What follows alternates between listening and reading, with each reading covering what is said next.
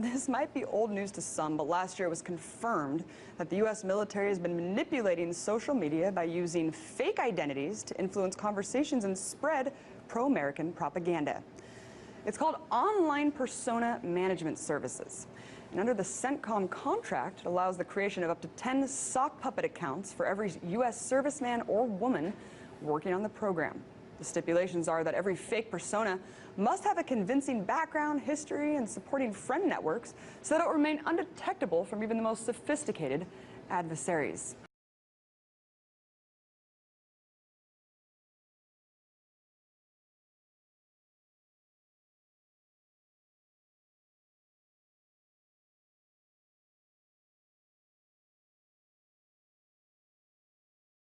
Like there, John. Okay.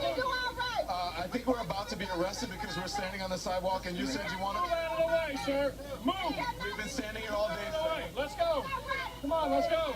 Okay, so that's what's happening here. So people are here and they're standing on the... You can see what's happening.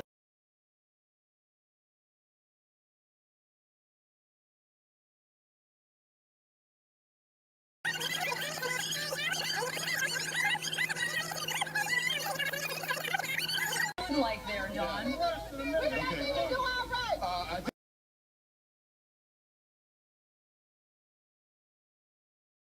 Like there, John. Okay.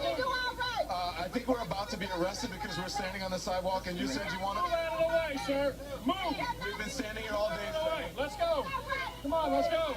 Okay, so that's what's happening here. So people are here and they're standing on the... You can see what's happening. We've been standing here all day. They told us to come here. I can't move. I'm not going to resist the police officer. So I'm being pushed back by the police officer. You can see this is exactly...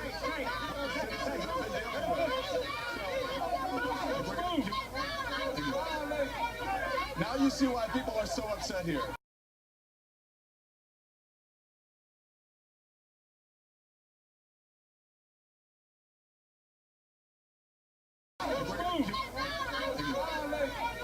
Now you see why people are so upset here.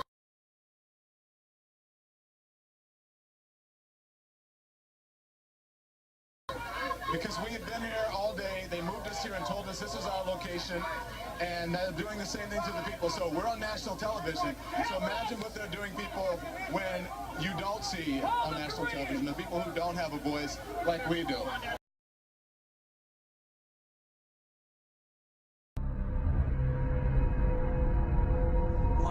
.com has uncovered a 2006 study written for the U.S. Special Operations Command that suggests the military should clandestinely recruit or hire prominent bloggers. The report stated, quote, hiring a block of bloggers to verbally attack a specific person or promote a specific message may be worth considering. The report also suggested the Pentagon hack blogs that promote messages that are antithetical to U.S. interests. The report stated, quote, hacking the site and subtly changing the messages and data merely a few words or phrases may be sufficient to begin destroying the blogger's credibility with the audience. The average American would be so shocked to find out there's something called COINTELPRO, the FBI's covert action programs against American citizens.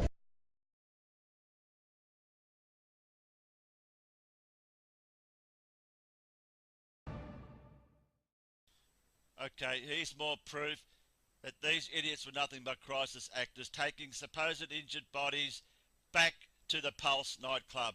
Have a look at the guy in the red boots. They pass the camera, they think their job's done.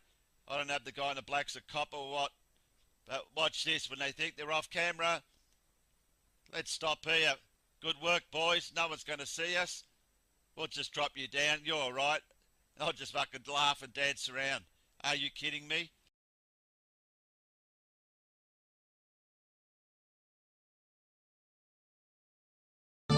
On the morning of September 11th, 2001, 19 men armed with box cutters directed by a man on dialysis in a cave fortress halfway around the world using a satellite phone and a laptop directed the most sophisticated penetration of the most heavily defended airspace in the world, overpowering the passengers and the military combat-trained pilots on 4 commercial aircraft before flying those planes wildly off course for over an hour without being molested by a single fighter interceptor.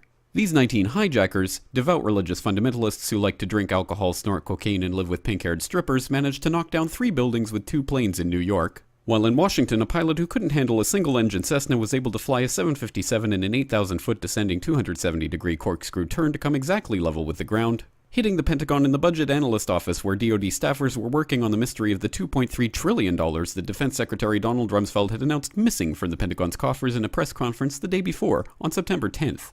And the evidence literally fell into the FBI's lap. That a hijacker's passport was found blocks from the World Trade Center crash site, if you can believe that.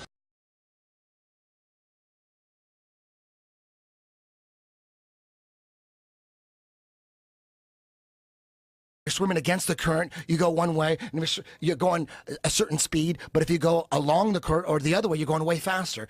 It's like that, but they couldn't measure shit. When you look into Michelson-Morley experiment, the results were we couldn't measure that we're moving at all. So it's always been a debate. Are we moving? Aren't we moving? Even with Einstein, it was a debate. Did like in the fucking 20s and 30s, they still didn't know. You assume, yeah, it's moving. It says right here, 1,000 miles an hour, it's rotating. But the people at the top don't even know. They don't even know, but we assume, because we read it somewhere, that they know, but it's all guesswork. When you watch this documentary, I'm just repeating shit, dude. When you watch this, they're all saying, we're studying, this is when they found what they found in the cosmic background. They took one reading in 2006 and one in 2013. And the one in 2006, this is what the documentary is about, all these scientists are talking about it, is they took a picture, it's called a cosmic microwave background. It's a picture of all the galaxies all the way around you. And they took a picture. They did it in 2006. It's not a conspiracy theory. This is a science documentary that I'm talking about. I'm not talking about a conspiracy theory documentary. It's a science documentary. Michio Kaku was talking what's about it called this. Again? The Principle. Okay. The I'll Principle. check it It's out. called the Copernicus Principle. And what they found, this is what they found in the first reading, and they thought there must be a mistake. There must be a mistake until 2013, the European Space Agency, they found the same thing. And this is what, right now, cosmology, they don't know what the fuck to do. You know what they found out? The cosmic microwave background shows that all the galaxies are on shelves lined up to us, that we're at the fucking center. They don't know what to think about This is in this documentary? That's what the documentary's about.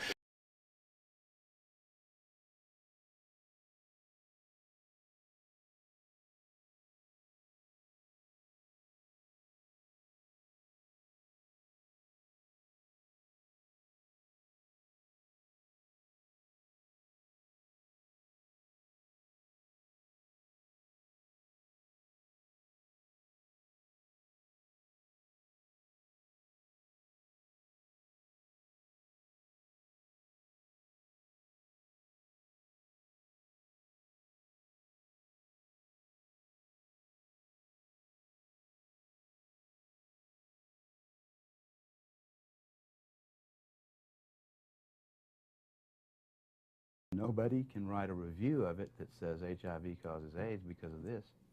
You know, if a postdoc were to write a review of their literature that showed without much doubt that HIV was the cause of AIDS, that guy would be famous. Now there's 100,000 guys out there who had the opportunity. 10 years has passed. We've been waiting for this star postdoctoral fella to distinguish himself forever and get a lifelong grant from Tony Fauci, but he hasn't shown up. No one has bothered to write a definitive review. Any journal would take it. That right there proves that HIV does not cause AIDS.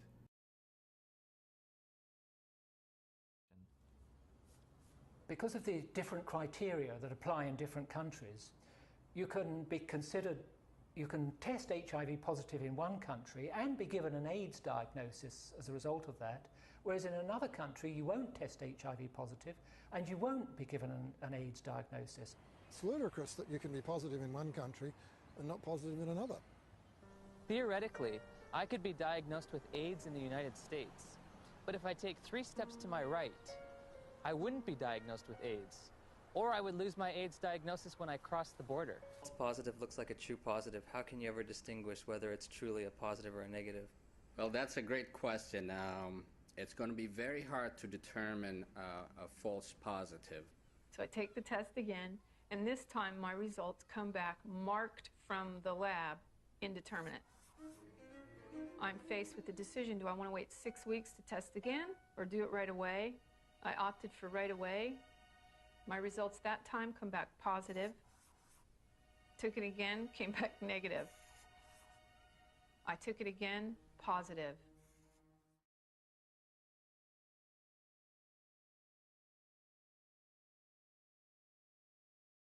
Not allow you to tell a single person on this planet that they are HIV positive. And it's a scandal that this test continues to be used. I did a study of the heterosexual transmission of HIV in California, and we recruited individuals who were infected with HIV. Then we recruited their sexual partners, and we looked at whether transmission, in fact, had occurred. Padian runs a study. It's a 10-year study with the world's most virulent, terrifying sexually I mean, this thing jumps, excuse me, off of penises into vaginas miles away. How many of them do you think, after 10 years, with the world's most terrifying, virulent, sexually transmitted disease came up positive? Nobody. Nobody. Nobody who was negative came up positive.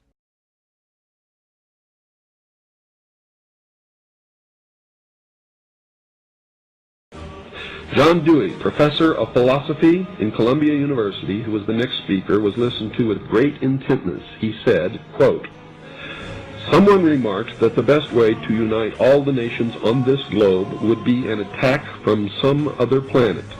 In the face of such an alien enemy, people would respond with a sense of their unity of interest and purpose." Unquote.